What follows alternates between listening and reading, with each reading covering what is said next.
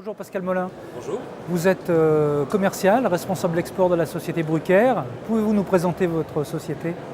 Eh bien, Bruker est une société fondée en 1960, basée sur l'instrumentation scientifique, qui a été créée initialement pour la résonance magnétique nucléaire. Ensuite est venue la RPE, suivie de l'infrarouge, donc proche, moyen, transformé de Fourier.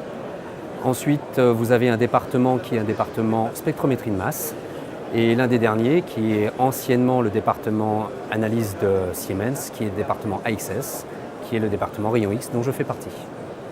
Quelle innovation présentez-vous sur Forum Labo 2017? Alors aujourd'hui, je vous présente le S2 Puma, qui est donc le dernier né de notre gamme d'analyseurs spectromètres à fluorescence X de table, et donc un appareil qui est modulable en différentes configurations, que ce soit une monoposition, que ce soit un plateau qui permet d'avoir une vingtaine d'échantillons avec un chargement XYZ, et le modèle que vous avez là aujourd'hui qui est un plateau avec un carrousel. Celui-ci vous permet d'analyser une douzaine d'échantillons, je dirais à la volée, et on peut analyser aussi bien des échantillons solides que des échantillons liquides, ainsi que des poudres pressées de ce type-là. Voilà, c'est un appareil qui permet de faire une analyse élémentaire, quantitative, qualitative et parfois en mode semi-quantitatif.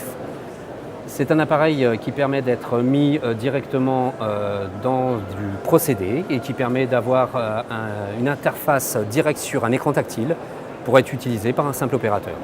Mais on peut aussi l'utiliser pour des domaines de recherche.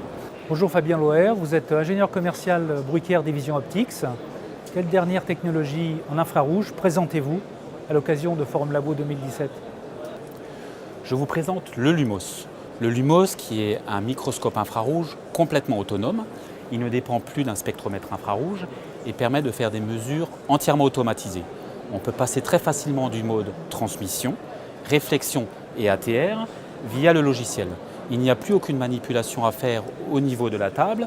Vous mettez juste l'échantillon et vous contrôlez tout ça via le logiciel Opus et vous contrôlez les différentes mesures. Vous pouvez faire de la cartographie, des mesures point par point et vous définissez vos différentes zones d'intérêt. Merci.